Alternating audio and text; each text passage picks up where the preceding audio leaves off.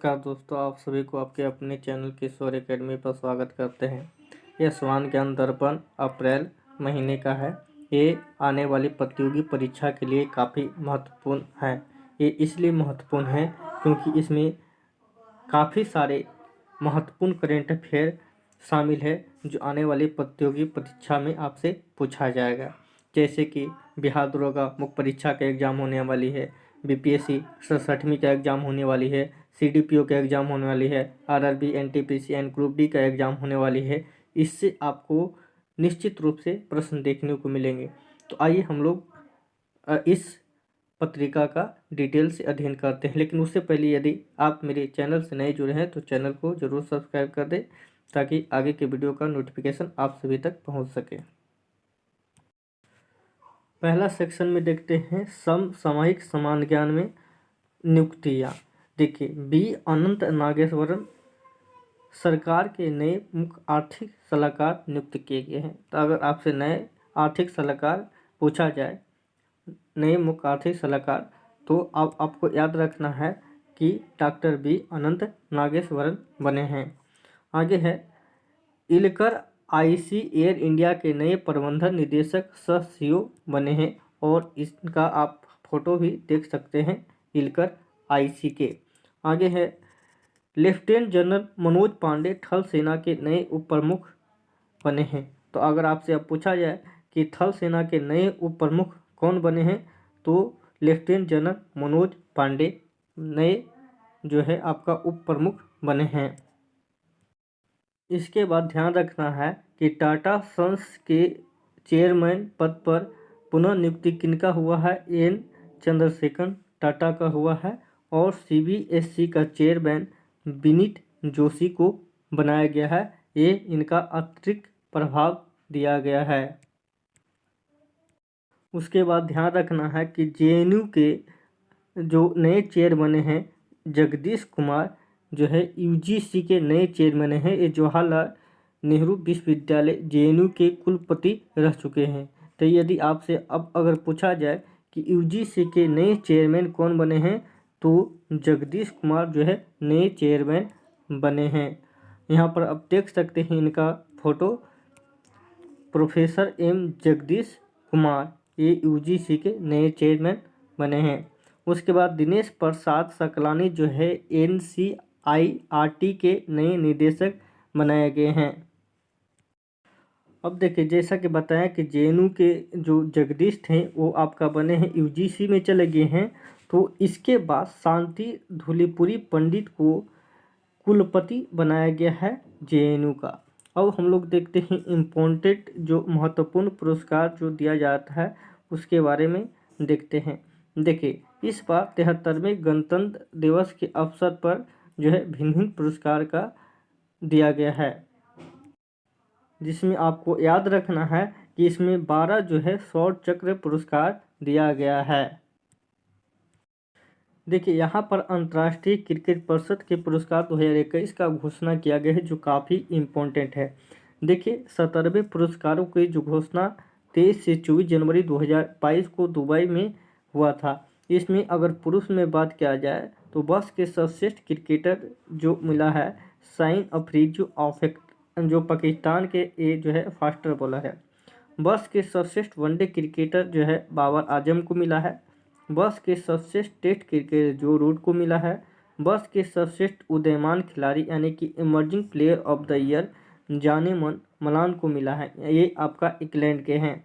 T20 cricketer of the year Mohammad Rizwan को मिला है, ये भी पाकिस्तान के विकेट कीपर बैट्समैन हैं। उसके बाद आईसीसी स्पिरिट ऑफ क्रिकेट पुरस्कार डेल मिशेल को मिला है, ये न्यूजीलैंड के हैं। सर्वश्रेष्ठ एसोसिएटेड क्रिकेटर जिशान मखदूम को मिला है, ये ओमान के रहने वाले हैं। सर्वश्रेष्ठ एम्पायर के डेविड शेफर्ड ट्रॉफी जो है माइकल इरास्मुस को मिला है, ये दक्षिण अफ्रीका के हैं। अगर यही महिला में बात किया जाए तो सर्वश्रेष्ठ खिलाड़ी महिला में स्मृति मंधाना को मिला है जो भारत के हैं। ठीक है, ये आपको याद रखना है। वहीं अगर बात किया जाए कि महिला क्रिकेटर ऑफ द ईयर जो है स्मृति मंधाना, आपको बताएं वर्ष के सबसे ओडीआई खिलाड़ी के अगर बात किया जाए तो ली जेली ली को मिला है। ठीक है। उसके बाद बस के सर्वश्रेष्ठ T20 जो है टैमी ब्यूमांट को दिया गया है। यदि बात किया जाए ESPN क्रिट इन्फो पुरस्कार के बात किया जाए तो ऋषभ पंत जो है सर्वश्रेष्ठ टेस्ट के लिए यहाँ पर चयनित किए गए हैं। उसके बाद फीफा के जो है 2021 के पुरस्कार के बात किया जाए तो सर्वश्रेष्ठ पुरुष में जो है रॉबर्ट लेवांडोव्स्की को मिला है और महिला में जो है एलेक्सी पुटेलास को दिया गया है। ये दोनों आपको ध्यान में रखना होगा। अगर बात किया जाए कि रॉबर्ट लेवांडोव्स्की जो है पोलैंड के रहने वाले हैं और एलेक्सी पुटेलास जो है स्पेन के रहने वाले हैं। उसके बाद देखिए यहाँ पर ESPN इंडिया मल्टी स्पोर्ट्स पुरस्कार 2021 की बात किया जाए तो सर्वश्रेष्ठ पुरुष खिलाड़ी में नीरज चोपड़ा को दिया गया है। सर्वश्रेष्ठ जो है महिला में मीराबाई चानू को दिया गया है। सर्वश्रेष्ठ कोच जो है ये भारतीय महिला हॉकी टीम के पूर्व कोच जो है सोंडे मांजिने को दिया गया है। Para athletic of the year Avani Lekhara को दिया गया है। बस के सर्वश्रेष्ठ महिला हॉकी टीम को दिया गया है जो टोक्यो ओलंपिक में अच्छा प्रदर्शन किए थे। बस के सर्वश्रेष्ठ उदीयमान खिलाड़ी जो है अवनी लखेरा को दिया गया है। ठीक है, तो ये सारे आपको ध्यान रखना होगा।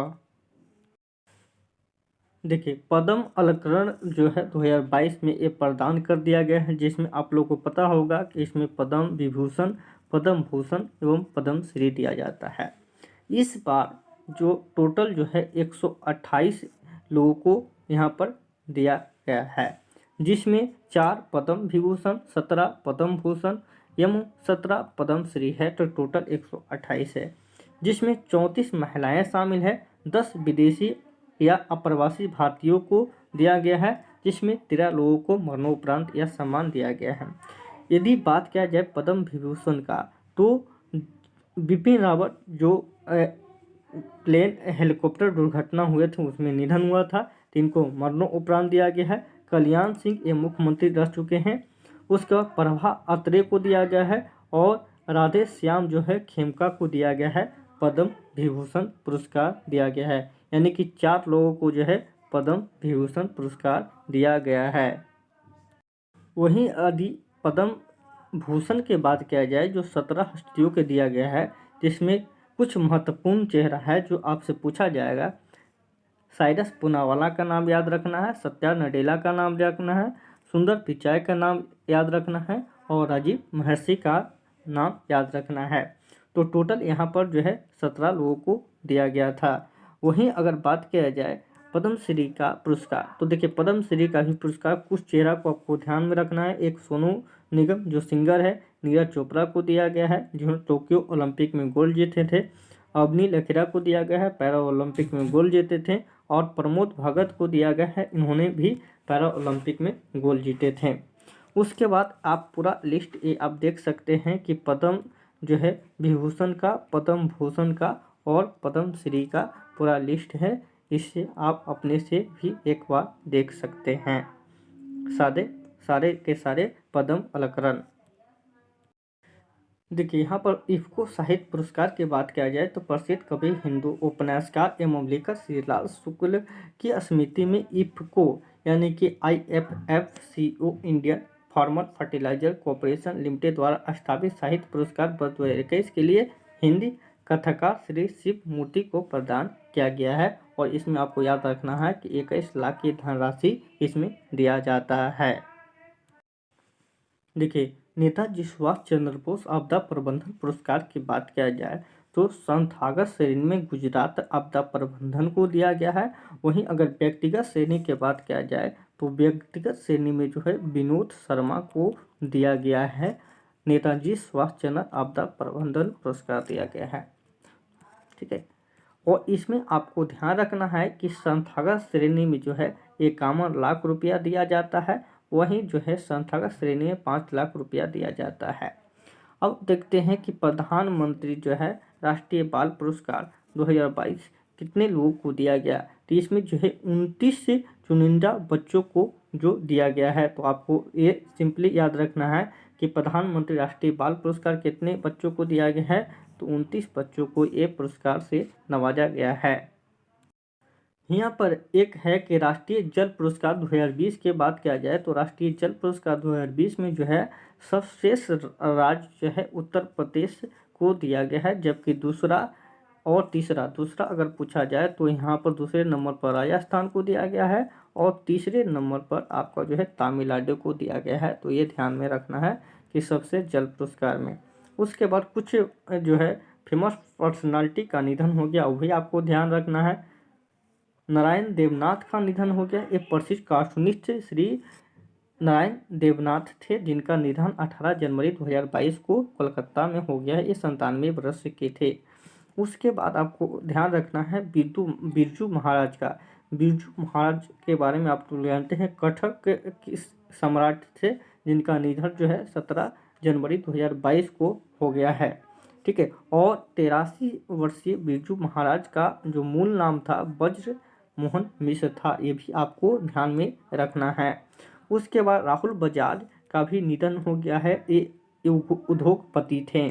उसके बाद आपका जो पंपी लहरी, ये काफ़ी इम्पोर्टेंट संगीतकार थे, गायक एवं संगीतकार थे, जिनका निधन 15 फरवरी 2022 को मुंबई के एक अस्पताल में 69 वर्ष की आयु में इनका निधन हो गया है। ये फेमस जाने जाते हैं disco I am disco dancer जो सॉन्ग है, ये इन्हीं का दिया गया है। तो ये आपको ध्यान में रखना है। उसके बाद लता दी का भी यानी कि लता मंगेशकर का भी निधन हो गया है। इनके बारे में आपको ध्यान में रखना है कि इनका निधन 6 फरवरी 2022 को ये इनका निधन हुआ है। और सबसे इम्पोर्टेंट, इनको देश का सर्वश्रेष्ठ जो भारत रत्न का पुरस्कार जो है इनको 2001 में दिया गया था। वहीं अगर बात किया जाए तो 1969 में पद्म भूषण और 1999 में पद्म विभूषण से सम्मानित किया गया था इनको। और महाराष्ट्र सरकार के द्वारा जो है 1997 में इनको सर्वश्रेष्ठ महाराष्ट्र पुरस्कार भी इनको दिया गया था। तो ये सारे तथ्य आपको ध्यान में रखना है। और इनको दादा साहब फाल्के पुरस्कार भी 1989 में प्रदान किया गया था। और लीजन ऑफ द ऑनर जो है ये फ्रांस सरकार का जो है सर्वश्रेष्ठ सम्मान है, इनको दिया गया था। तो ये सारे तथ्य जो है आपका लता मंगेशकर से आपको ध्यान रखना है, क्योंकि आने वाले एग्जाम में निश्चित रूप से इससे क्वेश्चन आएगा ही आएगा। अब देखिए, दिवस, पखवाड़ा और सप्ताह से क्वेश्चन जरूर आता है। थल सेना दिवस जो है 15 जनवरी को मनाया जाता है। त्रिपुरा, मेघालय और मणिपुर की स्थापना दिवस जो है 21 जनवरी को मनाया जाता है। उसके बाद नेताजी सुभाष चंद्र बोस की जयंती जो है 23 जनवरी को मनाया जाता है। और इनके जन्म दिवस पर ही पराक्रम दिवस भी जो है मनाया जाता है, जिसका घोषणा जो है 2021 में किया गया था।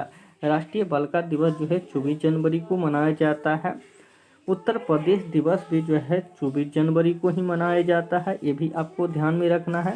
हिमाचल प्रदेश दिवस जो है 25 जनवरी को मनाया जाता है, क्योंकि 25 जनवरी 1971 को जो है हिमाचल प्रदेश अस्तित्व में आया था। राष्ट्रीय मतदान दिवस जो है 25 जनवरी को मनाया जाता है। ठीक है। और ये मनाए जाने की घोषणा जो है 2011 से किया गया था।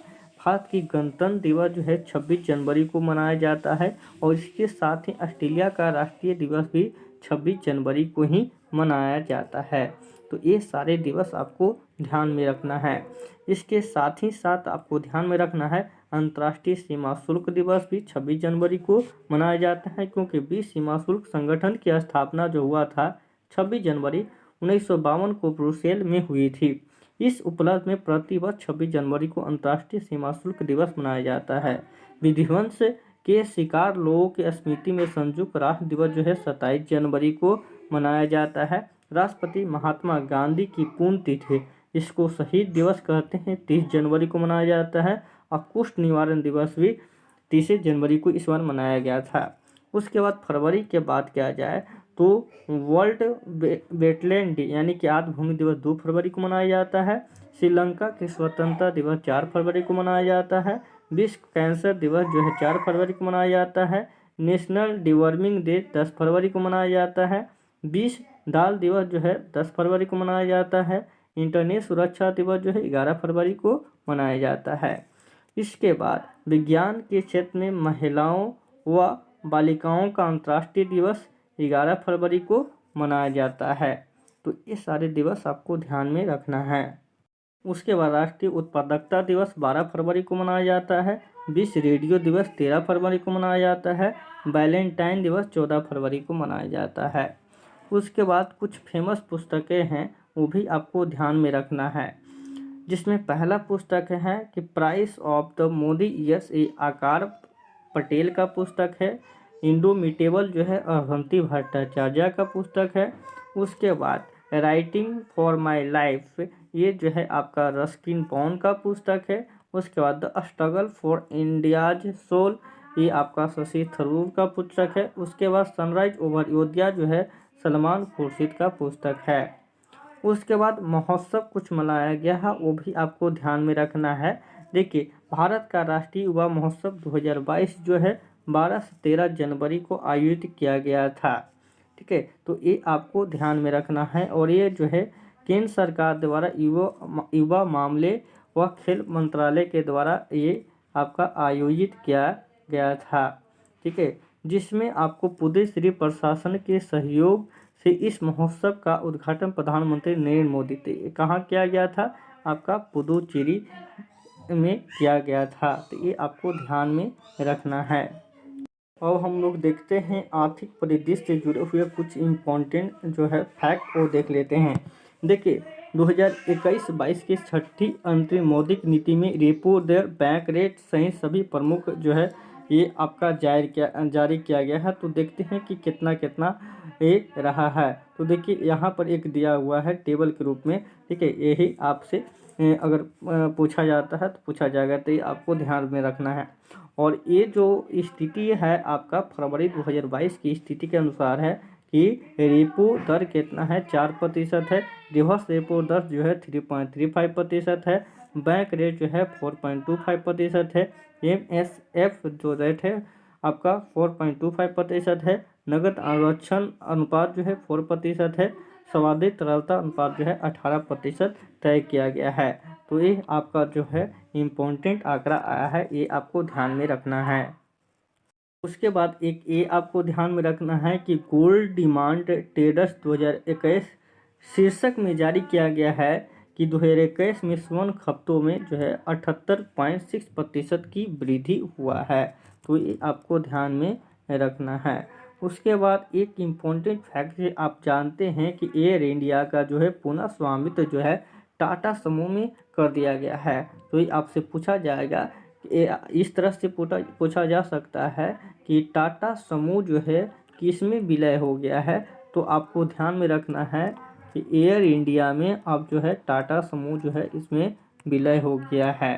ठीक है, तो आप इसको आप ध्यान में ज़रूर रखें, क्योंकि एक क्वेश्चन घूम फिर कर एग्जाम में देखने को निश्चित रूप से मिलेगा। उसके बाद बहुत सारा जो है इसमें रिपोर्ट जारी किया गया है, जैसे कि यहाँ पर जो जारी किया गया है FDI के वैश्विक अंतर्प्रवाह की वृद्धि के बीच भारत में 2021 में FDI में गिरावट हुआ है। यानी कि FDI में जो है ये गिरावट किया गया। एक इसका रिपोर्ट है, अंगटान का रिपोर्ट है, यानी कि United nation conference on trade and development. देखते हैं इसके बारे में क्या क्या है। देखिए, यहाँ पर एक देखें तो प्रमुख देशों के द्वारा आर्थिक वृद्धि में विश्व बैंक, मुद्रा कोष और संयुक्त राष्ट्र रिपोर्ट का, तो देखिए सभी के सभी कोविड-19 महामारी के चलते ही बताया गया है कि इसमें भिन्न देशों की अर्थव्यवस्था में भारी सिकुड़न यानी कि ऋणात्मक वृद्धि की स्थिति 2020 में बनी, जबकि 2021 में जो है अर्थव्यवस्था में पुनरुत्थान के पश्चात जो है 2022 में वृद्धि का आसार हुआ है। ठीक है, उसके बाद आपको ये वाला पॉइंट याद रखना है कि तीनों ही रिपोर्ट में ये बताया गया है कि 2020-21 में भारतीय अर्थव्यवस्था सर्वाधिक सिकुड़न का शिकार जहां रही है, वहीं 2021 से 22 में यह सर्वोच्च वृद्धि वाला अर्थव्यवस्था बनेगी। ठीक है, तो ये सारी रिपोर्ट है, एक बार ये अपने से देख लेना है। अब देखिए, इसमें एक पूछा जाता है कि वर्ल्ड इकोनॉमिक आउटलुक रिपोर्ट किसके द्वारा जारी किया जाता है। ये BPSC में भी पूछा गया था, तो ये IMF के द्वारा जारी किया जाता है। और इसमें अगर बात किया जाए तो यहाँ पर कुछ इम्पोर्टेंट फैक्ट जो है आप याद रख सकते हैं कि 2020-21 में 7.3%, उसके बाद 2022-23 से 23-24 में यह जो है वृद्धि 9% व 7.1% रहा है। उसके बाद विश्व बैंक का बात किया जाए तो विश्व बैंक का रिपोर्ट जनवरी 2022 में ग्लोबल इकोनॉमिक प्रोस्पेक्टिव रिपोर्ट के अनुसार महामारी के चलते 2020 में भारत सहित विश्व की लगभग सभी अर्थव्यवस्था ने आर्थिक सिकुड़न का सामना किया है। ठीक है, और ये रिपोर्ट 2020 में जो है 3.4% है। उसके बाद ये आप आंकड़ा देख लें, इससे आपको क्लियर हो जाएगा। एक IMF का अनुमान है, एक विश्व बैंक का अनुमान है, एक संयुक्त राष्ट्र संघ का अनुमान है। 2020 में क्या स्थिति था, 21 में क्या था, 22 में क्या था, 23 में क्या था। तो देखिए यहाँ पर संपूर्ण विश्व में देखिएगा कि कोरोना के कारण आपका जो है नेगेटिव में रहा था। उसके बाद धीरे धीरे इसमें सुधार किया गया था और सारे इसमें दिया गया है। ठीक है, जैसे IMF का अनुमान के बात किया जाए तो देखिए यहाँ पर भारत का जो है आपको याद रखना है -7.3 चल गया था। विश्व बैंक का अनुमान में ये भी -7.3 चल गया था और जो है संयुक्त राष्ट्र संघ में -7.8 चल गया था। वहीं अगर 22 की बात किया जाए तो ये 9% रहने का अनुमान है। भारत में जो है आपका विश्व बैंक के अनुसार 8.7% और संयुक्त राष्ट्र संघ का अनुमान है कि 6.7%। उसके बाद यदि बात किया जाए कि आगे क्या रहने वाली है तो 2023 में 7.1% रहने वाली है। IMF का जो ये डाटा है। उसके बाद विश्व बैंक का डाटा है 6.8 रहने वाली है और संयुक्त राष्ट्र संघ का डाटा है 6.1 रहने वाली है। तो यहाँ पर ये नोट में भी है कि IMF विश्व बैंक के मामलों में भारत में वृद्धि दर के आंकड़े वित्तीय वर्ष के आधार पर है। इसमें 2020 से तात्पर्य है कि 2020-21 तथा 2021 से तात्पर्य है 2021-22। तो अगर आप ये टेबल भी आप याद रखते हैं तो अगर जो फैक्चुअल डेटा वाला क्वेश्चन यदि आपसे पूछा जाता है इससे आप ज़रूर बना लीजिएगा। तो ये आप एक बार दो बार आप नोट डाउन करके आप याद कर लें। यदि आप PPSC या कोई PCS का एग्ज़ाम की तैयारी कर रहे हो तो उसके लिए काफ़ी इम्पोर्टेंट है, क्योंकि BPSC में देखा गया है कि फैक्चुअल क्वेश्चन पूछा जाता है। अब देखिए राष्ट्रीय परिदृश्य की बात किया जाए तो इस बार भी गणतंत्र दिवस के अवसर पर कोई देश के मुख्य अतिथि नहीं आए थे। क्या है, कोरोना के कारण नहीं आए थे। और आपको याद होगा कि 2021 में भी कोई मुख्य अतिथि नहीं आए थे और उसी तरह 2022 में भी कोई जो है मुख्य अतिथि नहीं आए थे।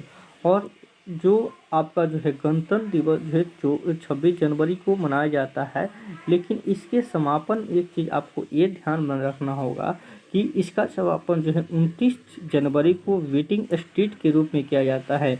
यानी कि 26, 27, 28, 29 ये 4 दिन जो है गणतंत्र दिवस के रूप में मनाया जाता है।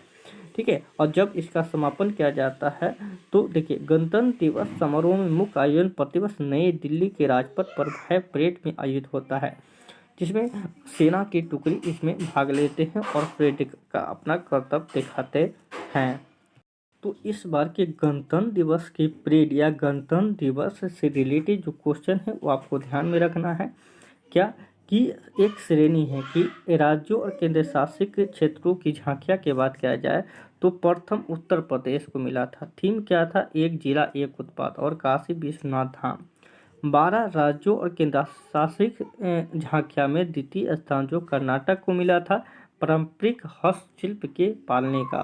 और तीसरा जो है मेघालय को राज्य का दर्जा 50 वर्ष और महिलाओं को कोऑपरेटिव सोसाइटी तथा स्वयं के सहायता के लिए दिया गया था।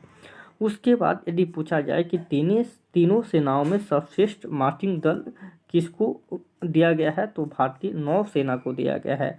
उसके बाद ये भी आपको ध्यान में रखना है कि अन्य सहायक बलों में सर्वश्रेष्ठ मार्चिंग दल जो है आपका CISF को दिया गया है।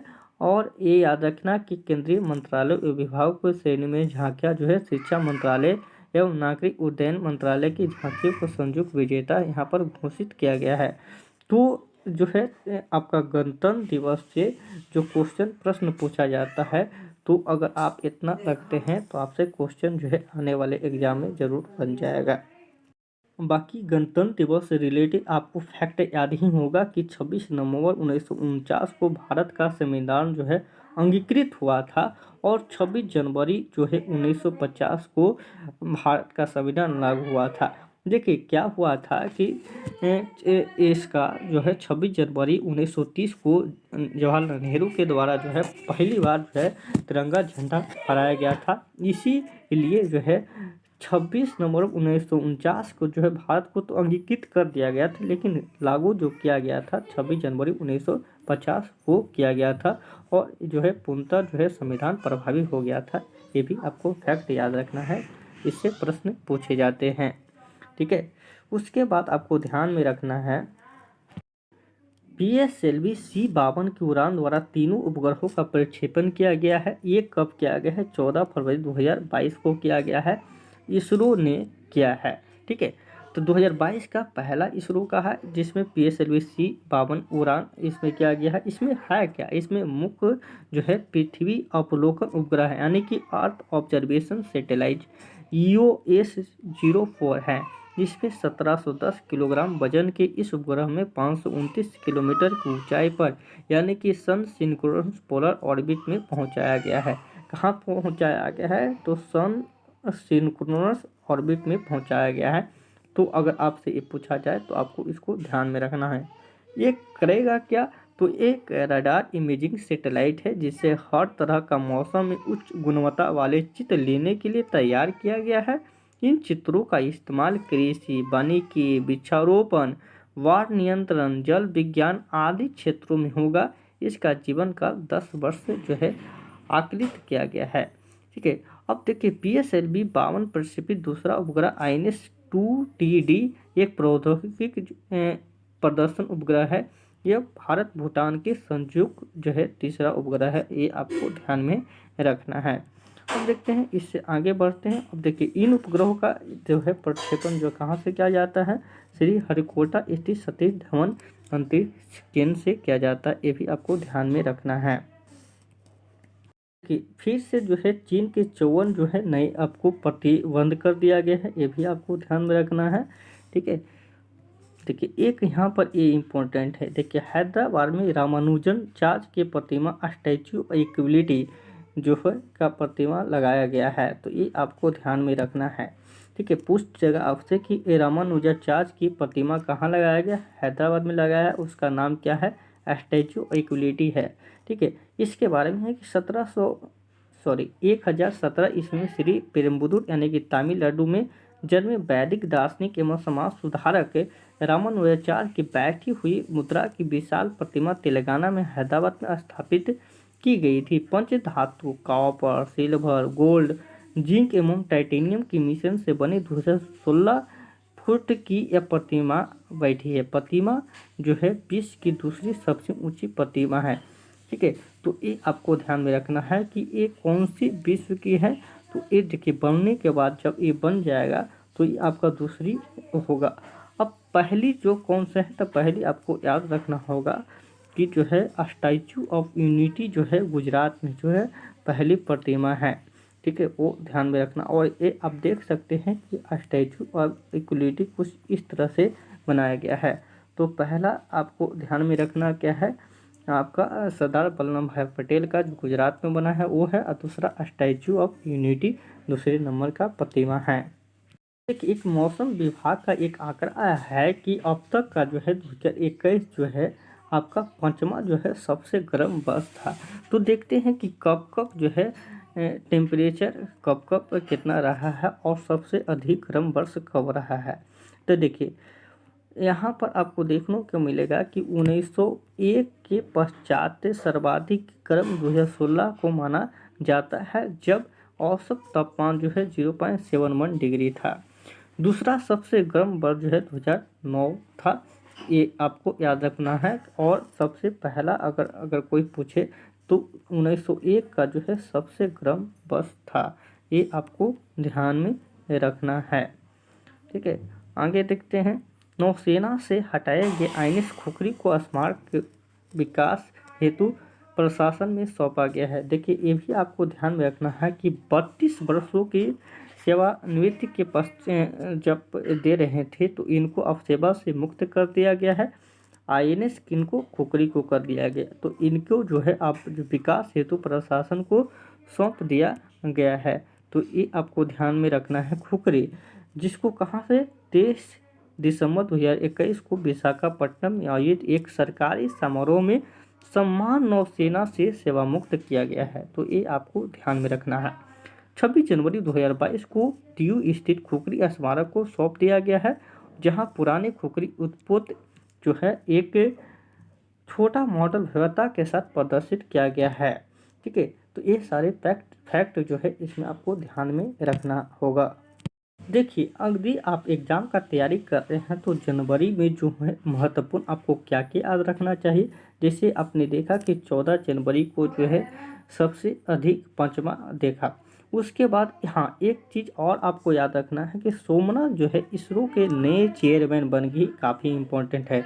उसके बाद कथक बिरजू महाराज का निधन हो गया है, लता मंगेशकर जी का निधन हो गया, ये बम्पी लहरी जी का निधन हो गया, ये आपको याद रखना है।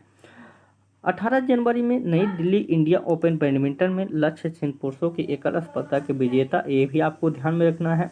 25 जनवरी जो है इससे पहले आपको बताएं कि 25 जनवरी 128 पदम अलंकरण की घोषणा किया गया है, जिसमें क्या बताए हैं 4 17, ठीक है, यानी कि 4 पद्म विभूषण, पद्म भूषण, पद्मश्री मिलाकर टोटल 128 दिया गया, ये आपको ध्यान में रखना है।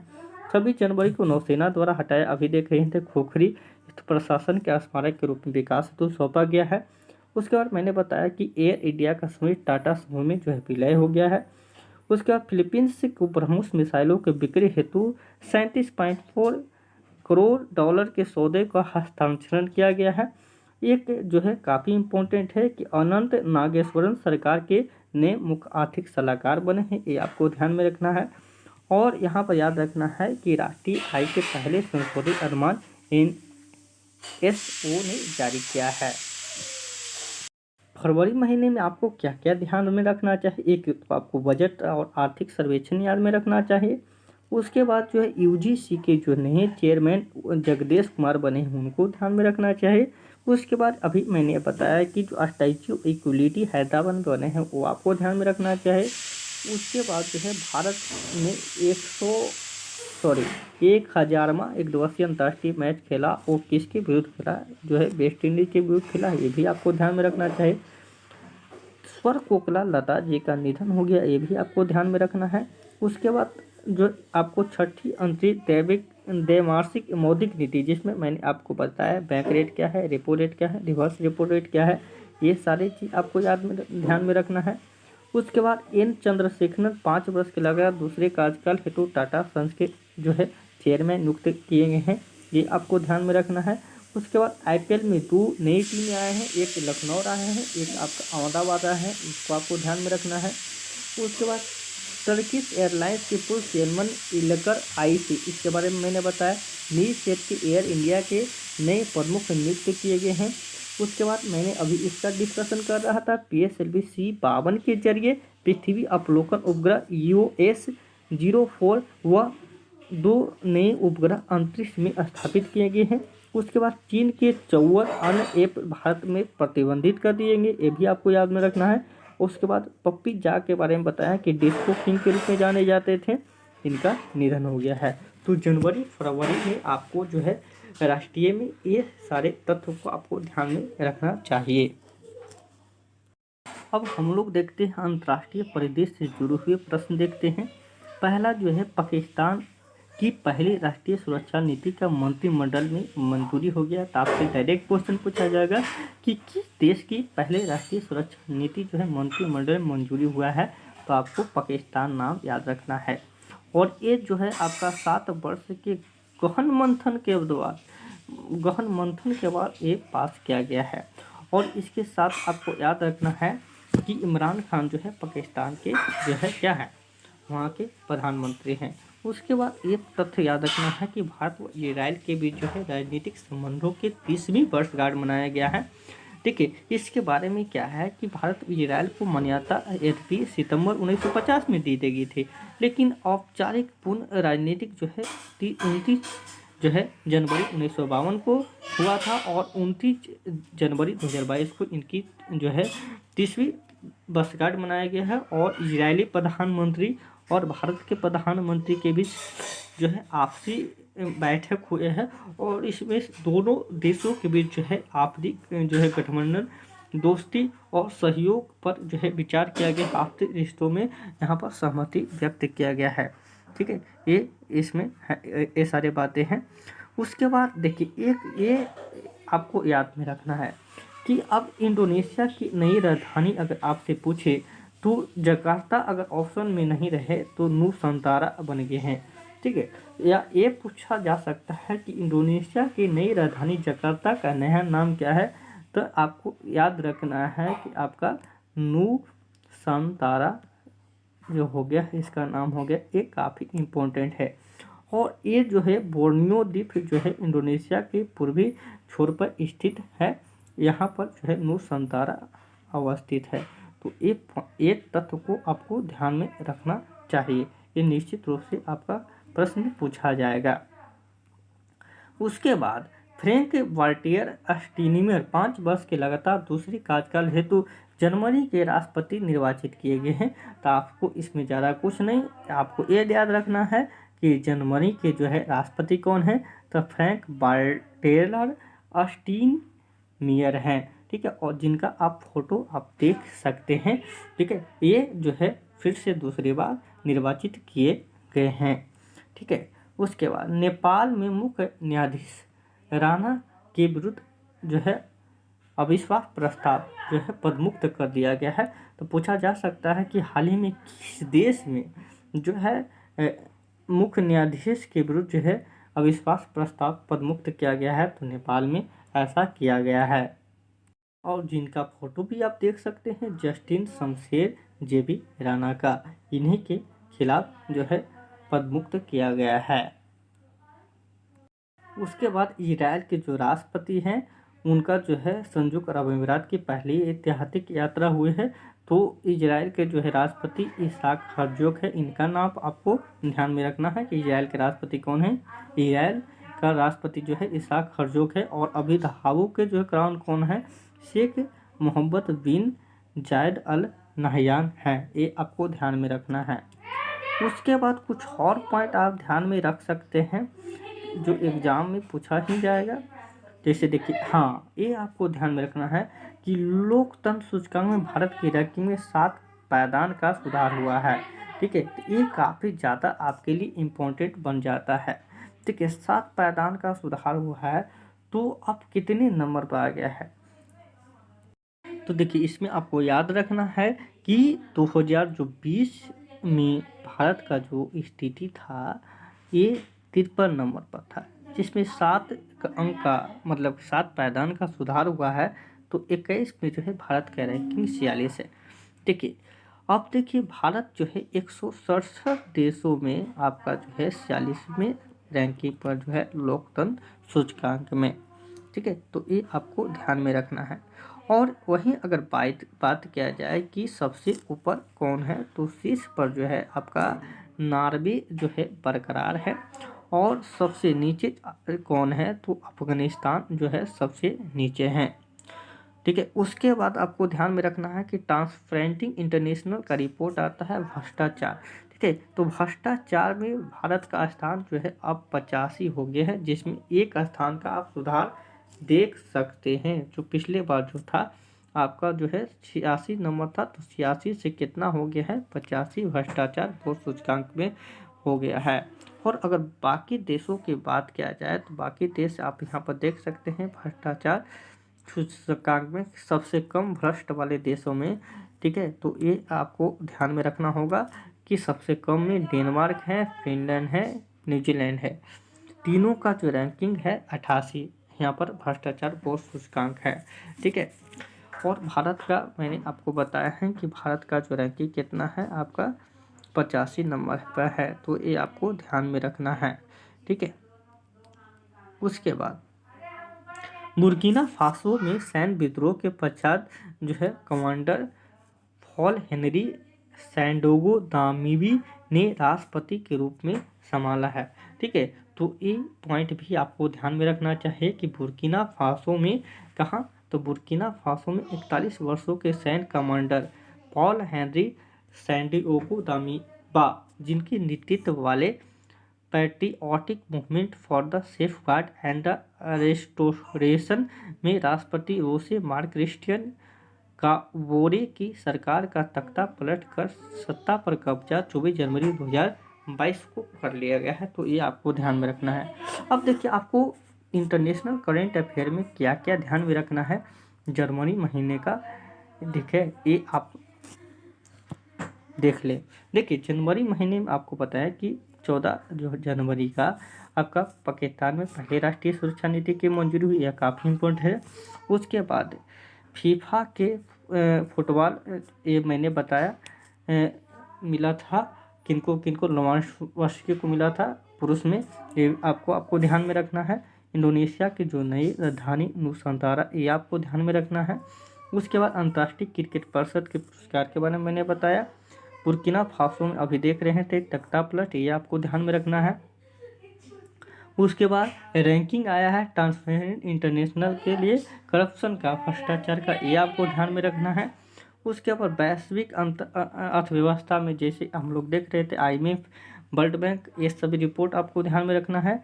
उसके बाद ऑस्ट्रेलिया का एशले बार्टी ऑस्ट्रेलिया ओपन विजेता बनी है, ये आपको ध्यान में रखना है। और वहीं अगर पुरुष की बात किया जाए तो नोवाक जोकोविच, यानी कि 2022 में जो ऑस्ट्रेलिया ओपन हुआ है पुरुष में किसने जीता है, तो पुरुष में जो इसमें बाजी मारे हैं आपका राफेल नडाल ने बाजी में मारी है, और महिला में जो है एशले बार्टी बाजी मारी है। उसके बाद 31 जनवरी को इजराइल के राष्ट्रपति इसहाक हेर्ज़ोग के बारे में मैंने बताया कि पहली UAE यात्रा था। उसके बाद सैन्य कमांडर पॉल हेनरी जो है सैंडाओगो बुर्किना फासो में राष्ट्रपति बने हैं। तो ये आपको याद रखना है कि सैन्य commander Paul Henri Sandaogo Burkina Faso कहाँ का राष्ट्रपति बने हैं, तो बुर्किना फासो का बने हैं, ये पॉइंट आपको ध्यान में रखना है। उसके बाद फरवरी में आपको कौन कौन सा पॉइंट ध्यान में रखना है कि शीतकालीन ओलंपिक हो रहा है, ये आपको ध्यान में रखना है। कहाँ, बीजिंग में हो रहा है। एंटीगुआ में इंग्लैंड के फाइनल में हराकर भारत 5वीं बार अंडर 19 विश्व कप का विजेता बना। ये काफ़ी इम्पोर्टेंट है कि अंडर 19 जो है क्रिकेट विश्व कप कौन जीता है, तो भारत ने जीता है। कौन सी बार जीता है, तो ये 5वीं बार जीता है। फाइनल में किसको हराया, तो इंग्लैंड को हराया, ये आपको ध्यान में रखना है। उसके बाद मिस्र के फाइनल में हराकर सेनेगल पहली बार अफ्रीकन कप फुटबॉल का विजेता बना है। उसके बाद द इकोनॉमिक इंटेलिजेंस यूनिट ने वर्ष 2021 लोकतंत्र सूचकांक, मैंने आपको बताया कि भारत की स्थिति सुधरा है, 46 नंबर पर आ गया है। उसके बाद जर्मनी के राष्ट्रपति फ्रैंक वाल्टर स्टाइनमायर जो है फिर से 5 वर्ष के लगातार के बाद दूसरे कार्यकाल हेतु पुनः निर्वाचित किए गए हैं। उसके बाद नेपाल में मुख्य न्यायाधीश जस्टिन शमशेर राणा के विरोध अविश्वास प्रस्ताव जो है प्रस्तुत किया गया है। जस्टिस दीपक कुमार कार्की कार्यवाहक मुख्य न्यायाधीश बने हैं। तो ये पॉइंट आपको ध्यान में रखना है, ठीक है, ये इम्पोर्टेंट है। तो इतना आप अगर ध्यान में रखते हैं तो आपको प्रश्न नहीं छूटेंगे। अब हम लोग देखते हैं क्रीड़ा जगत यानी खेल जगत में जो है महत्वपूर्ण है वो देखते हैं। देखिए यहाँ पर आपको ध्यान में रखना है कि इंडियन ओपन बैडमिंटन 2022 जो है लक्ष्य सेन ने जो है एकल खिताब जीत लिया है, तो ये आपको ध्यान में रखना है। पुरुष वर्ग में किसने जीता है, तो लक्ष्य सेन जीते हैं, ठीक है। उसके बाद जो है आपको ध्यान में रखना है, एक ये याद रखना है कि सैयद मोदी इंटरनेशनल बैडमिंटन का पुरुष एकल का फाइनल मैच रद्द हो गया, महिला एकल जो है PV सिंधु ने जीती है, तो ये आपको ध्यान रख सकते हैं। उसके बाद आपको ध्यान में रखना चाहिए जहाँ पर सैयद ऑस्ट्रेलिया ओपन ध्यान में रखना चाहिए, ठीक है। ऑस्ट्रेलिया ओपन यहाँ पर हो गया है, तो ऑस्ट्रेलिया ओपन में जो है आपका पुरुष में किसने जीता है, तो पुरुष में आपका जीता है नोवाक जोकोविच ने जीता है। वहीं महिला में जो है एशले बार्टी ने यहाँ पर जीते हैं, तो ये आपको ध्यान में रखना चाहिए। 2 पॉइंट आपको ध्यान में रखना चाहिए। सॉरी, पुरुष में आपका किसने जीता है, पुरुष में आपका राफेल नडाल ने ये ऑस्ट्रेलिया ओपन जीता है, और महिला में एशले बार्टी जीता है। कौन सा, तो ये आपका जो है ऑस्ट्रेलिया ओपन का पुरस्कार जीता है। आप दोनों का फोटो देख सकते हैं। उसके बाद आईसीसी की वर्ष 2021 की 5 टीमें घोषित किया गया है। आईसीसी पुरुष टेस्ट टीम, फिर वनडे का टीम, फिर उसके बाद T20 का टीम, ये सारा घोषित किया गया है। इस उतना आपको ध्यान में नहीं रखना है क्योंकि इससे प्रश्न भी आपसे नहीं पूछा जाएगा। वैसे आप देख सकते हैं कि भारत का कौन कौन सा खिलाड़ी इसमें शामिल हैं, अगर अपने से चाहें तो इसको देख सकते हैं। उसके बाद देखिए ऑस्ट्रेलिया ओपन, मैंने आपको देखिए यहाँ पर देख सकते हैं एक नज़र में कि पुरुष एकल में किसने जीता है, राफेल नडाल ने जीता है। ठीक है, ये आपका स्पेन के हैं। और महिला एकल में जो है एशले बार्टी ने जीता है। तो ये 2 पॉइंट यहाँ पर इम्पोर्टेंट हैं। उसके बाद एक पॉइंट यहाँ पर ये इम्पोर्टेंट बनता है कि 73वें ग्रैंड मास्टर बन गए हैं भरत सुब्रमण्यम।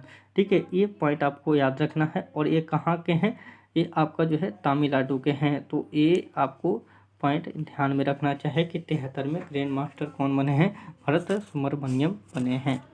उसके बाद आपको ध्यान में रखना है आपका भारत का जो है, इसके बारे में मैंने पीछे भी बताया कि 1000वां मैच खेले हैं, किसके विरुद्ध खेले हैं, तो ये वेस्ट इंडीज के विरुद्ध खेले हैं। और ये अहमदाबाद जो है मोटेरा स्टेडियम है वहाँ पर खेला गया है, जिसको नरेंद्र मोदी स्टेडियम के नाम से आप जानते हैं, और जिसके कप्तान जो है रोहित शर्मा थे। ठीक है, उसके बाद आपको ध्यान में रखना है कि भारत जो है अंडर 90 के, मैंने बताया है कि इसमें अंडर 90 20 कप जीत गए हैं। किसको हराया, इसमें आपका इंग्लैंड को हराया था और 5वीं बार इसमें सफलता प्राप्त किए हैं। तो ये सारे पॉइंट आपको ध्यान में रखना चाहिए। उसके बाद एक यहाँ पर देख सकते हैं कि बीजिंग शीतकालीन ओलंपिक हुआ है, और ये कहाँ हो रहा है, तो बीजिंग चाइना में हो रहा है। शीतकालीन ओलंपिक कहाँ हो रहा है, चाइना में हो रहा है। तो ये आपको ध्यान में रखना है।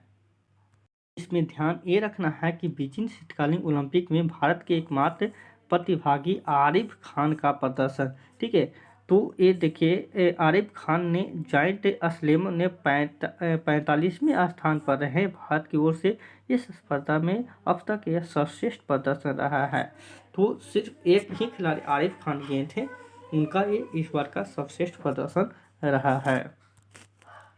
उसके बाद आईसीसी पुरुष का T20 वर्ल्ड कप 2022 में होने वाला है। इसका शेड्यूल घोषणा हो गया है। ये ऑस्ट्रेलिया में होने वाला है। देखिए ये राउंड बाय राउंड दिया हुआ है, दिया हुआ है कितना मैच होगा ये आपका दिया हुआ है। तो फिर से आपको भारत और पाकिस्तान के बीच मैच देखने को मिलेगा ही मिलेगा। ठीक है, यहाँ पर देख सकते हैं भारत बनाम पाकिस्तान। यहाँ पर देखिए भारत बनाम पाकिस्तान 30 अक्टूबर का मैच है, भारत बनाम पाकिस्तान। क्योंकि भारत और पाकिस्तान के बीच जो मैच होता है काफ़ी अरसे से लोग इंतज़ार करते हैं। अब हम लोग देखते हैं आर्थिक समीक्षा 2021-22 का। देखिए आर्थिक समीक्षा जो है आपका बजट से एक दिन पहले पेश किया जाता है। ये पूरे एक साल का जो है लेखा जोखा रहता है कि पैसा कहाँ पर खर्च हुआ, वो इसमें पूरा ब्यौरा दिया जाता है। और इसको देखिए आर्थिक समीक्षा जो है केंद्रीय वित्त मंत्री निर्मला सीतारमण के द्वारा 31 जनवरी 2022 को संसद में प्रस्तुत किया गया था। ठीक है, तो प्रस्तुत जो किया जाता है आपका वित्त मंत्री के द्वारा जो है आपका आर्थिक समीक्षा प्रस्तुत किया जाता है। लेकिन अगर आपसे क्वेश्चन ये पूछा जाए कि इसे तैयार किया जाता है, तो तैयार, अब देखिए लेखा जोखा समीक्षा प्रस्तुत किया गया था। आर्थिक समीक्षा के पहले अध्याय अर्थव्यवस्था की स्थिति पर प्रकाश डालते हुए बताया गया है कि भारतीय अर्थव्यवस्था 2021-20 दूसरी जो है छमाही में निरंतर सुधार हुआ है। अब देखिए इससे पूरा देख लेते हैं कि जो प्रमुख बिंदु जो है आर्थिक समीक्षा 2021-22 का वो देख लेते हैं। ठीक है, जिससे क्या होगा कि जितना सारे क्वेश्चन जो बनना वाला होगा इससे ही बनेगा और इससे बाहर क्वेश्चन नहीं आएगा। तो मुख्य पॉइंट जो है वो हम लोग देख लेते हैं। देखिए आर्थिक समीक्षा में बताया गया है कि भारतीय अर्थव्यवस्था 2021-22 में 9.2 बढ़ने का अनुमान, जबकि 2020-21 में 7.73 की गिरावट दर्ज की गई थी। उसके बाद अगले वित्त वर्ष 2022-23 के लिए सकल घरेलू उत्पाद की वृद्धि 8 से 8.5 की सीमा में होने की संभावना है। उसके बाद बताया गया है कि चालू वित्त वर्ष 2021-22 में 6.8 राजकोषीय घाटे का लक्ष्य हासिल करना मुमकिन है। उसके बाद बताया गया है कि केंद्र सरकार की जो है अप्रैल से नवंबर 2021 की राजस्व प्राप्तियां 67.2% की वृद्धि हुई है, जबकि 2021-22 के बजट अनुमानों में 9.6% की वृद्धि की अपेक्षा थी। उसके बाद बताया गया है कि कोविड-19 के कारण केंद्र सरकार का ऋण 2019-20 सकल घरेलू उत्पाद का 49.1% से बढ़कर 2020-21 में 49.3% हो गया है, लेकिन अर्थव्यवस्था में सुधार के साथ ही ऋण में कमी आने की उम्मीद है। उसके बाद बताया गया है कि सेवा क्षेत्र जीबीए 2020-21 में 8.2% बढ़ने की संभावना है। उसके बाद बताया गया है कि महामारी में से सबसे कम प्रभावित कृषि क्षेत्र में पिछले 3.6 की वृद्धि के बाद 2020-21 में 3.9% की वृद्धि होगी। उसके बाद जो है औद्योगिक क्षेत्र के 11.8% की दर से बढ़ने की संभावना है। उसके बाद बताया गया है पशुपालन, डेयरी और मत्स्य पालन लगातार उच्च विकास वाले क्षेत्रों के रूप में उभर रहे हैं और कृषि क्षेत्र में समग्र विकास के प्रमुख चालक हैं। उसके बाद बताया गया है कि विदेशी मुद्रा भंडार दिसंबर 2021 के अंत में 633.6 अरब अमेरिकी डॉलर तक पहुंचा। उसके बाद बताया गया है कि सकल कर राजस्व में सालाना आधार पर अप्रैल-नवंबर 2021 के दौरान 60% से अधिक की वृद्धि दर्ज की गई है। उसके बाद बताया गया है कि मैक्रो इकोनॉमिक स्टेबिलिटी इंडिकेटर सुझाव देते हैं कि अर्थव्यवस्था 2022-23 की चुनौतियों का सामना करने के लिए अच्छी तरह से तैयार है। तो ये सारे तथ्य अगर ध्यान में रखते हैं तो आपका क्वेश्चन बन जाएगा। बाकी इसमें बहुत सारा चीज़ दिया गया है। देखिए एक ग्राफ से दिया गया है कि जीडीपी वृद्धि दर क्या है, तो आपको पता ही था कि 20-21 में नेगेटिव में चल गया था और अभी जो है 8 से 8.5 है। ठीक है, तो ये आप अपने से भी एक बार इसमें देख सकते हैं। ठीक है, ये पूरा ग्राफ से दिखाया गया है कि आपका राजकोषीय, अगर देखिए यहाँ पर राजकोषीय जो है ये आपका इम्पोर्टेंट है 6.8 है 2021-22 में, और उससे पहले 20-21 में जो था 9.2 था। तो ये पूरा चीज़ दिया हुआ है, एक बार अपने से भी ये सारे तथ्यों को नोट डाउन कर लें। उसके बाद देखते हैं हम लोग बजट के बारे में, जो महत्वपूर्ण फैक्ट है वो हम लोग देख लेते हैं। सबसे पहले बात किया जाए तो बजट सब जो है संविधान में प्रावधान नहीं किया गया है। इसके जगह जो है अनुच्छेद 112 में इसका जो है वार्षिक वित्तीय विवरण जो है के रूप में परिभाषित किया गया है।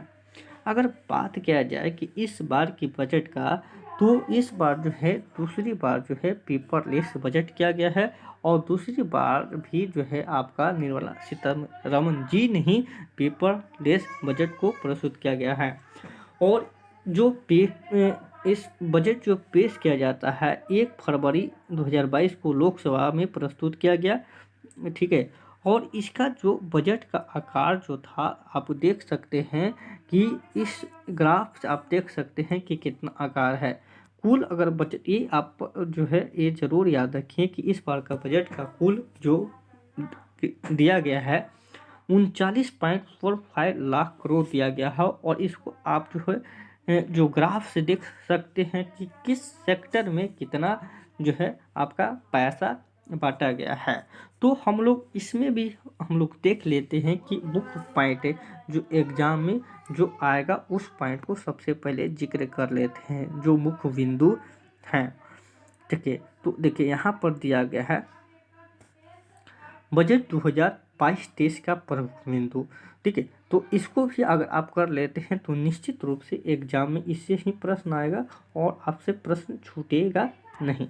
देखिए वित्तीय वर्ष 2022-23 में कुल व्यय लगभग जो है 39.45 लाख करोड़ रुपए, यानी कि बताया गया है कि जितना बजट पेश किया गया है उतना लगभग व्यय होना संभव है। उसके बाद बताया गया है कि 2021-22 के लिए राजकोषीय घाटा जीडीपी का 6.9% और 2022-23 का जो है 6.4% का अनुमान है। उसके बाद बताया गया है कि 2022-23 में पूंजीगत व्यय के लिए परिव्यय 35.4% तेजी से बढ़कर 7.50 लाख करोड़ रुपये तक पहुंचेगा, जो मौजूदा वर्ष में 5.54 लाख करोड़ रुपये था। उसके बाद बताया गया है 2020-21 के लिए आर्थिक वृद्धि 9.2% आंकी गई है, जो सभी बड़ी अर्थव्यवस्थाओं में सबसे अधिक है। उसके बाद सबसे इम्पोर्टेंट की बात किया जाए तो इस बजट में जो है आपका इस पर प्राथमिकता दिए गए 4 प्राथमिकताओं पर ध्यान दिया गया है, जिसमें आपको ध्यान क्या क्या रखना है। उत्पादकता, जलवायु कार्य, निवेश को वित्तीय मदद और पीएम गति शक्ति राष्ट्रीय मास्टर प्लान। उसके बाद जो है पीएम गति शक्ति मास्टर प्लान में आर्थिक बदलाव किए गए हैं। 7 कारक भी आपको ध्यान में रखना है, जिसमें सड़क हैं, रेल मार्ग, हवाई अड्डे, बंदरगाह, जन परिवहन, जल मार्ग और लॉजिस्टिक अवसंरचना पर जोर दिया गया है। उसके बाद बताया गया है कि अगले 25 वर्षों के अमृत काल की नींव रखने और अर्थव्यवस्था को नई दिशा देने पर ध्यान दिया गया है, जिसमें भारत @75 से आपका जो है भारत @100, यानी कि आपको ये पॉइंट ध्यान में रखना है, ठीक है, कि इस बार जो है बजट जो है पूर्ण रूप से जो है अमृत क्रांति पर जोर दिया गया है। तो ये वाला पॉइंट जो है निश्चित रूप से जो है आपके लिए महत्वपूर्ण है।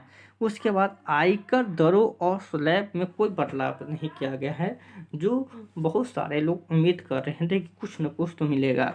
उसके बाद करदाता प्रशासनिक निदान वर्ष के 2 वर्षों के भीतर संशोधित ITR दाखिल कर सकते हैं। उसके बाद जो है बताया गया है कि वर्चुअल डिजिटल संपत्ति की आय जो है 30% कर है। उसके बाद बताया गया है कि RBI द्वारा 2022-23 से ब्लॉकचेन और अन्य तकनीकों का उपयोग करके डिजिटल रुपये जारी किया जाएगा। उसके बाद बताया गया है कि अगले 3 वर्षों के दौरान 400 उत्कृष्ट वंदे रेलगाड़ियों का निर्माण किया जाएगा। ये भी काफ़ी ज़्यादा इम्पोर्टेंट है।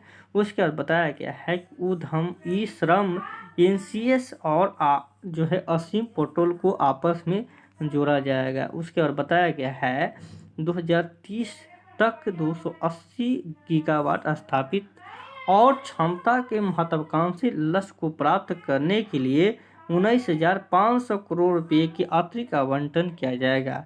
उसका और बताया गया है कि 5G सेवाओं के लिए स्पेक्ट्रम मिलना भी 2022-23 में होगी। तो ये सारा जो है तथ्य जो है इम्पोर्टेंट है, जो आपको निश्चित रूप से ये सारे पॉइंट को लिखना है और याद करना है कम से कम, ठीक है। उसके बाद देखिए एक तथ्य और अभी आपको ध्यान में रखना होगा, बाकी मैं इसका PDF टेलीग्राम चैनल पर डाल दूंगा, वहाँ से अपने से भी कुछ जो महत्वपूर्ण लगे उसको आपको नोट डाउन करना है और उसको आपको घोट जाना है, याद कर लेना है, ठीक है। इसमें देखिए इसमें जो सबसे इम्पोर्टेंट एक है कि रुपया कहाँ से आता है और रुपया जो है जाता कहाँ है, इस बात पर आप ध्यान जाए। देखिए ये रुपया है तो सबसे पहले जो है हम लोग उधार लेते हैं, तो उधार और अन्य देवताओं में जो है 35 पैसे, उसके बाद GST का 16 पैसे, उसके बाद आयकर का 15 पैसे, उसके बाद निगम कर का 15 पैसे, केंद्रीय उत्पाद शुल्क का 7 पैसे, कर भिन्न राजस्व का 5 पैसे, सीमा शुल्क का 5 पैसे। तो आपको इतना नहीं याद करना, आपको कम से कम जो है 3 पॉइंट आपको याद रखना है कि सबसे ज़्यादा उधार और अन्य देवताओं पर खर्च होता है, उसके बाद GST, उसके बाद आयकर, उसके बाद निगम का।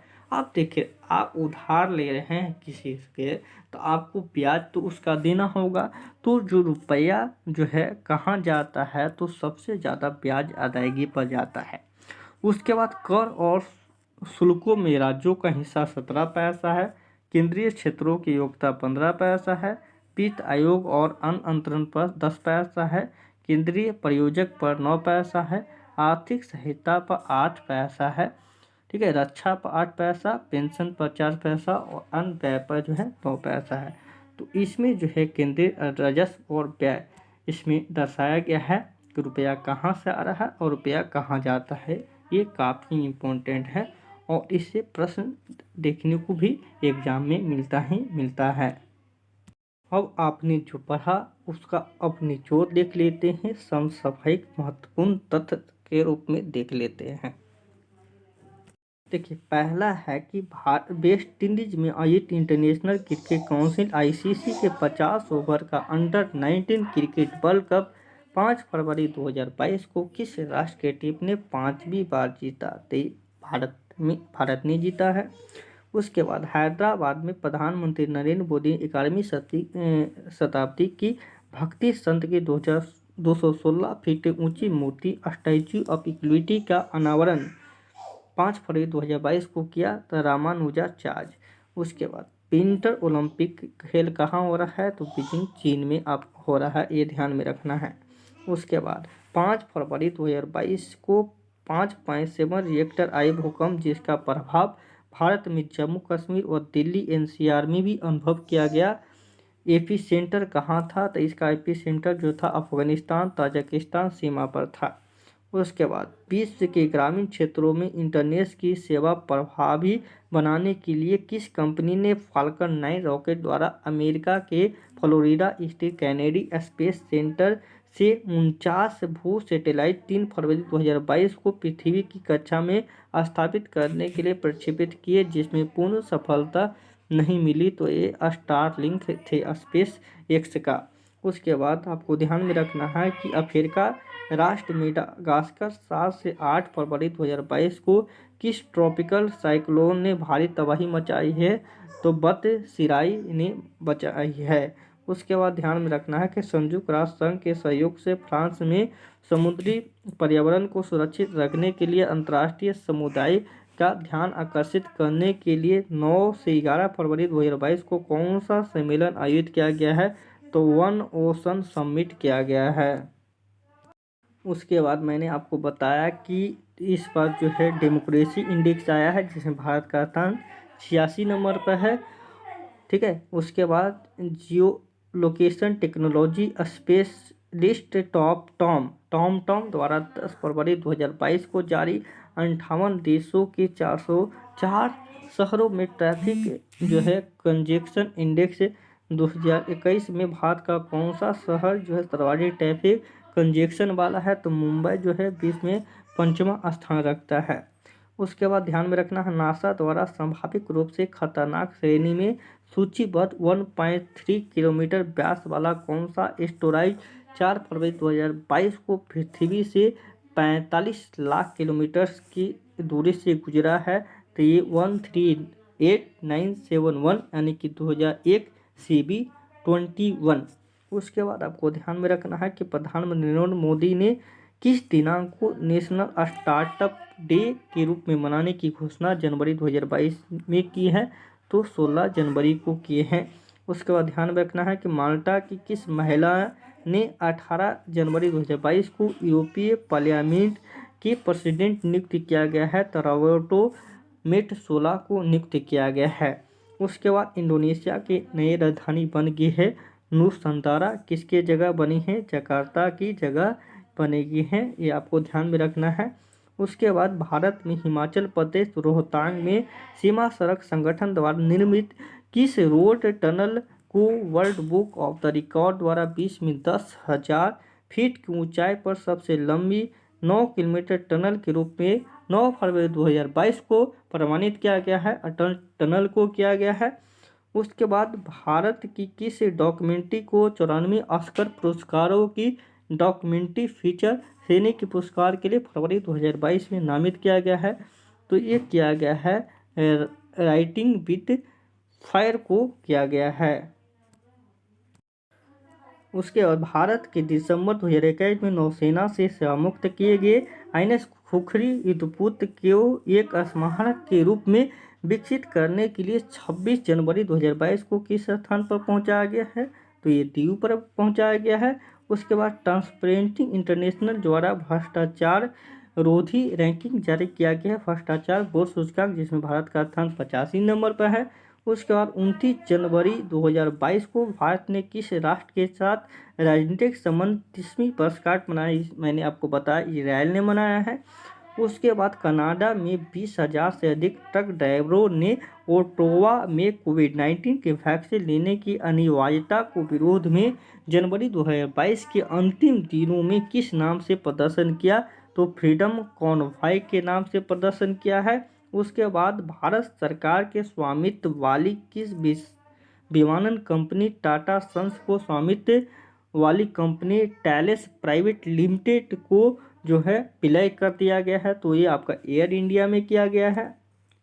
उसके बाद भारत के निर्वाचन आयोग लोकसभा विधानसभा क्षेत्रों में प्रत्याशी के लिए निर्वाचन व्यय की सीमा में बड़े राज्यों के लिए बढ़ाकर कितना कर दिया गया है? तो 95 लाख तथा 40 लाख कर दिया गया है। उसके बाद जनवरी 2022 में अंतर्राष्ट्रीय क्रिकेट परिषद क्रिकेट क्षेत्र में 2021 की पुरस्कारों में किस भारतीय महिला क्रिकेटर को महिला क्रिकेटर ऑफ द ईयर का पुरस्कार स्मृति मंधाना को दिया गया है। उसके बाद माइक्रोसॉफ्ट कंपनी के सह संस्थान बिल गेट्स द्वारा कोविड-19 पेंडेमिक पर लिखी गई कौन सी पुस्तक जो मई 2022 में बाजार में आया है? How to prevent the next pandemic, ये इनका पुस्तक का नाम है। उसके बाद भारत में बुंदेलखंड में झांसी के पास 1906 में बेतवा नदी पर बने किस बांध को international commission on irrigation and drainage द्वारा सिंचाई संरचना विश्व विरासत सूची में जनवरी 2022 में सम्मिलित किया है? तो ये सुकवा डुकवा बांध को किया गया है। उसके बाद 28 जनवरी 2022 को भारत सरकार का नया जो है आर्थिक सलाहकार जो है पी अनंत नागेश्वरन को नियुक्त किया गया है। उसके बाद नेताजी सुभाष चंद्र बोस आपदा प्रबंधन पुरस्कार 23 जनवरी 2022 को व्यक्तिगत श्रेणी में विनोद शर्मा को दिया गया है और संस्थागत श्रेणी में जो है गुजरात आपदा प्रबंधन को दिया गया है। उसके बाद विश्व फुटबॉल फीफा 17 जनवरी 2022 को वितरित किए गए 2021 के लिए पुरस्कार में सर्वश्रेष्ठ पुरुष का पुरस्कार रॉबर्ट लोमार्सी को दिया गया है और महिला में जो एलेक्सिया पुटेलास को दिया गया है। ये आपका स्पेन के रहने वाले हैं। देखिए अब इसमें समसामयिक वस्तुनिष्ठ प्रश्न दिया गया है जिसके 4 ऑप्शन है। ठीक, ये आप अपने से कर लें। ठीक है, इसका देखिए ये आपका ऑप्शन दिया गया है, 30 प्रश्न रहता है। अब बना कर देखिए कि कितना सही हो रहा है।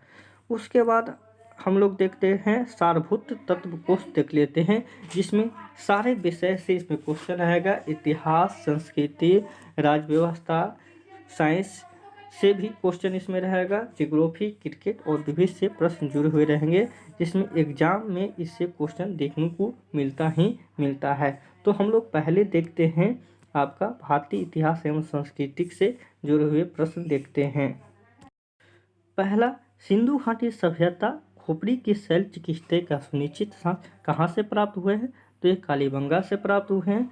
ऋग्वेद में ऐसी कन्याओं के उदाहरण भी मिलते हैं जो दीर्घकाल तक अथवा आजीवन अविवाहित रहती थी। ऐसे कन्याओं को क्या कहते हैं? तो अमाजू कहा जाता था। 3 नंबर प्रश्न है कि प्रसिद्ध ग्रंथ सिद्धार्थ शिरोमणि और लीलावती के लेकर भास्कराचार्य है। चौथा, अशोक के किस शिलालेख में कलिंग युद्ध का वर्णन किया गया है? 13वें शिलालेख में किया गया है। 5 नंबर प्रश्न है कि हर्ष की पराजय किसके हाथ हुई? पुलकेशिन द्वितीय के हाथ हुई थी। 6 नंबर, प्रसिद्ध कोहिनूर हीरा शाहजहां को किसने भेंट किया था? तो मीर जुमला ने भेंट किया था। 7 नंबर प्रश्न है कि अकबर का शिक्षक कौन था? मीर अब्दुल लतीफ। आगे है ललितादित्य किस राजा का शासक था, यानी किस राज का शासक था? तो ये कश्मीर का शासक था। 9 नंबर प्रश्न है मराठा साम्राज्य का द्वितीय संस्थापक किसे माना जाता है? तो बाजीराव प्रथम को माना जाता है। 10 नंबर प्रश्न है कि भारत में ब्रिटिश व्यापारिक प्रतिष्ठानों की स्थापना हेतु आज्ञा प्राप्त करने के लिए आने वाले ब्रिटिश सम्राट जेम्स का पहला प्रतिनिधि कौन था? तो ये विलियम हॉकिंस था। आगे राष्ट्रीय स्वतंत्रता आंदोलन से जुड़े हुए प्रश्न देखते हैं। 11 नंबर प्रश्न है कि भारतीय राष्ट्रीय आंदोलन के दौरान भारतीय राजनीति का शांतिकाल किसे अवधि को कहा जाता है? तो प्रथम विश्व विश्व युद्ध के जो काल है उसी को भारतीय राजनीति का शांति काल कहा जाता है।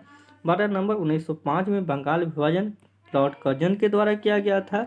आगे देखते हैं 13 नंबर प्रश्न देखते हैं।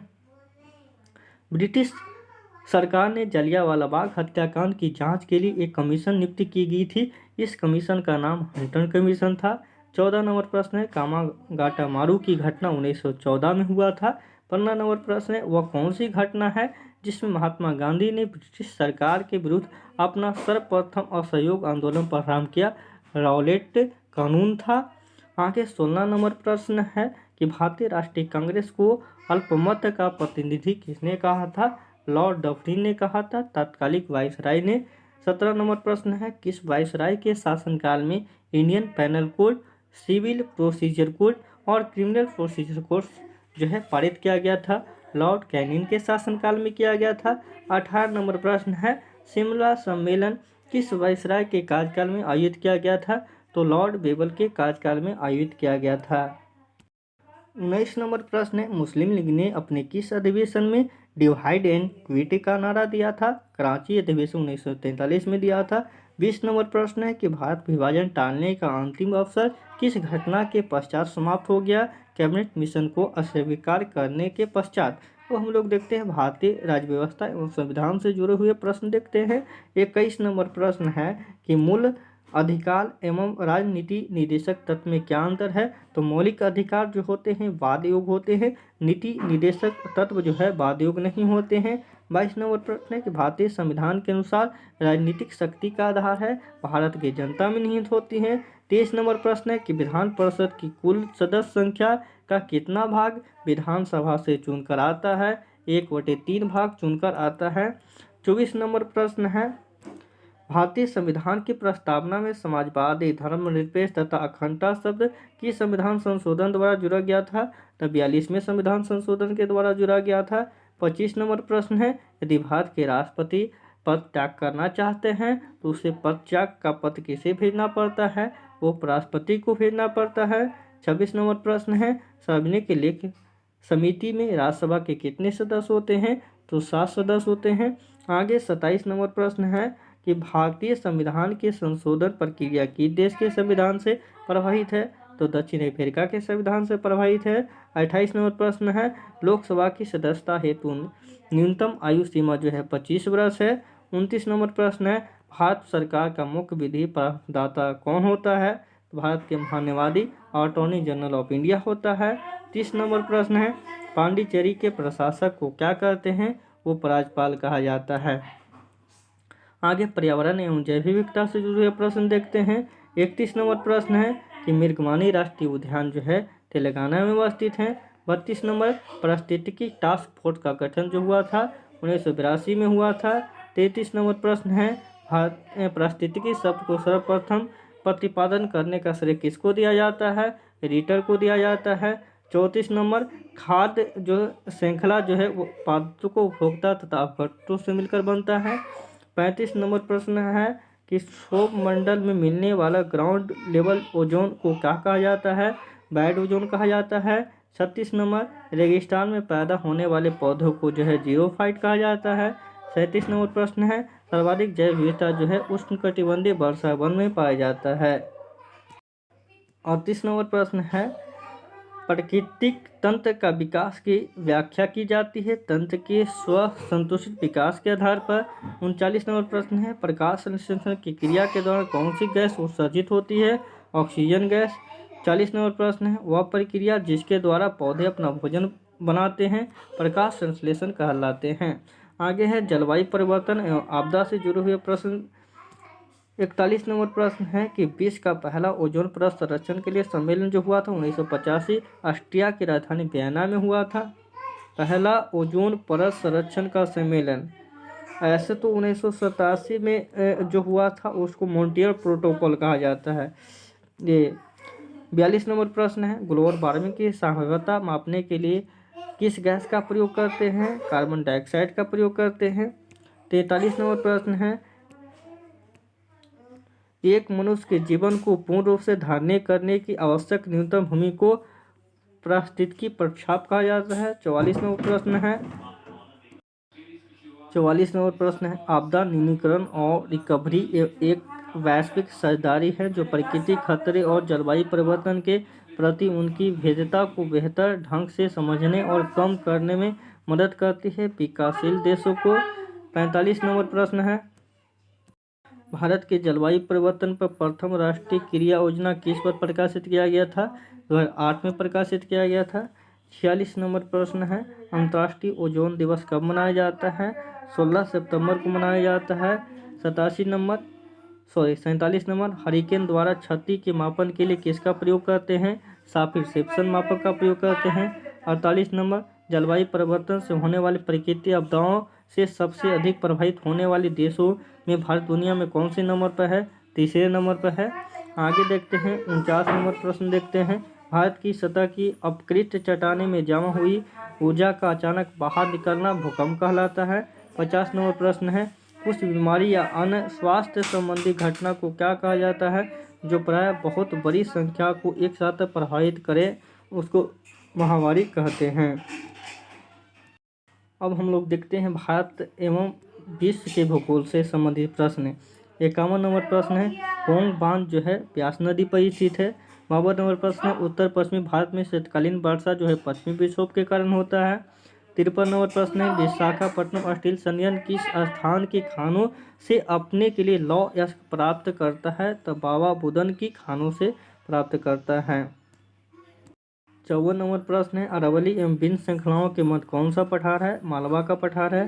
55 नंबर प्रश्न है, हिमालय की कौन सा श्रेणी प्राचीनतम है? तो विंध्य हिमालय श्रेणी प्राचीनतम है। 56 नंबर प्रश्न है, कौन सी शहर पूर्व की मोती कहलाता है? सिंगापुर कहलाता है। आगे प्रश्न है 57 नंबर, टॉरेस जल संधि किन दो देशों को अलग करता है? तो ऑस्ट्रेलिया और पापुआ न्यू गिनी को करता है। 58 नंबर प्रश्न है कि हिंदू महासागर का सबसे बड़ा द्वीप कौन है? हिंद महासागर का, तो मेडागास्कर है। 59 नंबर है, नैन्सी किस देश की प्रमुख औद्योगिक नगर है? तो ये आपका फ्रांस की नगर है। 60 नंबर प्रश्न है कि पोर्ट लुइस किस देश की राजधानी है? तो मॉरिशस का राजधानी है। हम लोग देखते हैं भारतीय अर्थव्यवस्था से जुड़े हुए प्रश्न देखते हैं। 61 नंबर प्रश्न है कि बैंकों के ग्राहकों की शिकायतों की निदान कराने के लिए बैंकिंग लोकपाल योजना कब लागू किया गया था? 14 जून 1995 को किया गया था। 62 नंबर है कि भारत में समुदाय विकास कार्यक्रम कब आरंभ किया गया? 2 अक्टूबर 1952 को किया गया था। 63 नंबर प्रश्न है कि भारतीय मुद्रा रुपये के प्रतीक चिन्ह का अनुमोदन सरकार ने कब किया? तो 15 जुलाई 2010 को किया था। आगे है 64 नंबर प्रश्न है कि भारत में सबसे अधिक विदेशी मुद्रा किस पदार्थ के आयात पर व्यय की जाती है? पेट्रोलियम पदार्थ पर किया जाता है। 65 नंबर प्रश्न है कि विदेशी विनिमय प्रबंधन अधिनियम कब लागू किया गया था? 2003 में लागू किया गया था। 66 नंबर प्रश्न है, किस स्थिति में मुद्रा के मूल्य में वृद्धि होती है तथा वस्तुएं एवं सेवाओं की कीमतों में गिरावट होती है? मुद्रा संकुचन या अपस्फीति। 67 नंबर प्रश्न है, किस बजट के अंतर्गत किसी भी विभाग अथवा संगठन द्वारा प्रस्तावित व्यय की प्रत्येक मद को बिल्कुल नए मद मान लिया जाता है? तो इसको बोलते हैं शून्य आधारित बजट कहा जाता है। 68 नंबर प्रश्न है, बॉम्बे स्टॉक एक्सचेंज का पहले नाम था the native share and stock broker association. 69 number प्रश्न है, किसान क्रेडिट कार्ड योजना जो है 1998 में शुरू किया गया था। 70 नंबर प्रश्न है, भारत द्वारा सबसे ज़्यादा निर्यात किया जाने वाला जो कृषि पदार्थ है बासमती चावल है। अब हम लोग देखते हैं समान विज्ञान एवं तकनीकी से जुड़े हुए प्रश्न। 71 नंबर प्रश्न है कि वृद्धावस्था का अध्ययन विज्ञान की किस शाखा के अंतर्गत किया जाता है? जेंटोलॉजी के अंतर्गत किया जाता है। डोलोमाइट यानी कि CaCO3 MgCO3 किसका अयस्क है? तो ये आपका मैग्नीशियम और कैल्शियम दोनों का अयस्क है। 73 नंबर प्रश्न है, खट्टे फल में कौन सा विटामिन C होता है? 74 नंबर प्रश्न है, धमनी की तीव्रता मापने के लिए जो है ऑडियोमीटर का प्रयोग करते हैं। 75 नंबर प्रश्न है कि दूध का खट्टा होना किसका कारण है? जीवाणु की बैक्टीरिया का कारण है। 76 नंबर प्रश्न है कि श्रेष्ठ प्रकाश के वन क्रम में प्रिंट द्वारा सर्वाधिक विचलन होने वाला कौन सा रंग है? तो बैगनी है। 77 नंबर प्रश्न है कि रेफ्रिजरेटर में प्रशीर्षक का क्या होता है?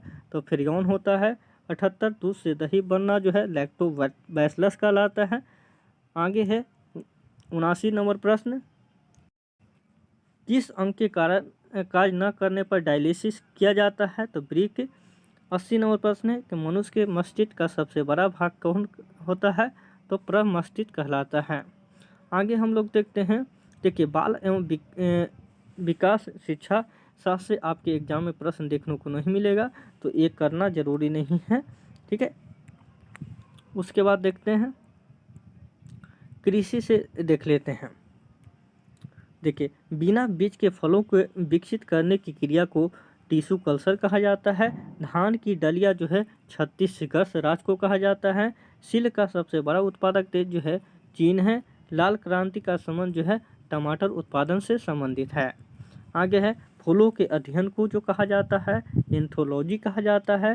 धान के प्रसिद्ध खैरा रोग जो होता है जस्ता की कमी हो जाता है, जिसके कारण 97 नंबर सिल्वीकल्चर के अंतर्गत किसका अध्ययन वनों का किया जाता है। 98 नंबर गेहूं का काला टिक रोग फफूंद के कारण होता है। 99 नंबर देखते हैं, प्रश्न देखते हैं कि किसे मानव उत्पादक धान कहा जाता है? ट्रिटिकेल को कहा जाता है। 100 नंबर प्रश्न है कि दलहनी फसलों में कौन सा रंग द्रव्य नाइट्रोजन स्टिकरण में सहायक होता है? तो लेग हेमोग्लोबिन होता है। अब हम लोग खेल कूद से जुड़े हुए प्रश्न देख लेते हैं। 101 नंबर प्रश्न है कि ड्रिबल शब्दावली किस खेल में? तो हॉकी में। वाटर पोलो में 7 खिलाड़ी होता है। पहला ओलंपिक खेल का आयोजन जो है ग्रीस शहर में किया गया था। आगे देखते हैं, 104 नंबर प्रश्न है कि क्रिकेट विश्व कप में सर्वप्रथम किस भारतीय बल्लेबाज ने शतक लगाया था? तो कपिल देव ने लगाया था। क्रिकेट की बॉडी लाइन श्रृंखला किस वर्ष खेली गई? तो 1932-33 इसमें खेली गई थे।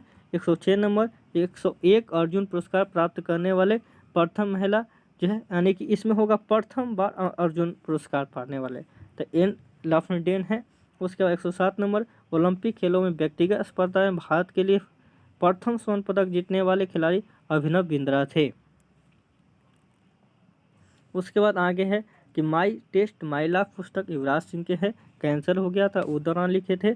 इसमें वर्णन किया गया है मैराथन दूरी की दूरी जो है 42.195 किलोमीटर होता है। द्रोणाचार्य पुरस्कार जो है भिन्न भिन्न खेलों के कोचों को दिया जाता है। अब देखे हैं कंप्यूटर से जुड़े हुए कुछ प्रश्न देख लेते हैं। WWW का फुल फॉर्म जो होता है वर्ल्ड वाइड वेब होता है। कंप्यूटर में जाने वाले डेटा होता है उनको इनपुट कहा जाता है। कंप्यूटर में डेटा किसे कहा जाता है? चिन्ह एवं संख्यात्मक सूचना को कहा जाता है। कंप्यूटर की स्मृति मापा जाता है बीट या बाइट में मापा जाता है, या तो बीट या तो बाइट। ALU का जो फुल फॉर्म होता है अर्थमेटिक लॉजिक यूनिट, यही इसका तात्पर्य भी होता है। कंप्यूटर में एक निम्बल कितने बिट को दर्शाता है? 4 बिट को दर्शाता है। कंप्यूटर के सभी भाग ठीक से कार्य कर रहे हैं, यह कैसे सुनिश्चित होता है? बूटिंग के द्वारा सुनिश्चित होता है। कंप्यूटर डाटा के भंडारण एवं कैलकुलेशन में कौन सा नंबर सिस्टम का प्रयोग करते हैं? बाइनरी नंबर सिस्टम का प्रयोग किया जाता है। आगे देखते हैं, बाइनरी ऑक्टेल एवं हेक्साडेसिमल क्या है? कंप्यूटर में प्रयुक्त अंक पद्धति है। 120 नंबर, माइक्रोसॉफ्ट ऑफिस किस प्रकार के सॉफ्टवेयर है? एप्लीकेशन सॉफ्टवेयर है। अब हम लोग देखते हैं विविध से जुड़े हुए प्रश्न देखते हैं। बंद अर्थव्यवस्था के मतलब क्या होता है? इसका तात्पर्य आयात निर्यात की अनुपस्थिति यानी कि बंद होना। यूनेस्को का मुख्यालय जो है पेरिस में स्थित है। यूरो मुद्रा का प्रचलन जो है 1 जनवरी 2002 को लाया गया था। किस खनिज का प्लम्बो के नाम से जाना जाता है? ग्रेफाइट को नाम से जाना जाता है। हर विलास की रचना श्रीनाथ ने किया था। आगे देखते हैं 126 नंबर प्रश्न देखते हैं। भारतीय वायुसेना के संस्कृत में ध्येय वाक्य है तनव स्पर्तम दीप्तम होता है। 127 नंबर प्रश्न है भगवान कृष्ण की पूजा गुरुवायूरप्पन के रूप में कहाँ की जाती है? केरल के गुरुवायूपुर में स्थित गुरुवायूर मंदिर में किया जाता है। 128 नंबर प्रतिवर्ष शंभुवाची मेले का आयोजन जो है गुवाहाटी के कामाख्या देवी मंदिर में किया जाता है। 129 नंबर प्रश्न है कि यक्षगान किस राज्य का है? कर्नाटक का है।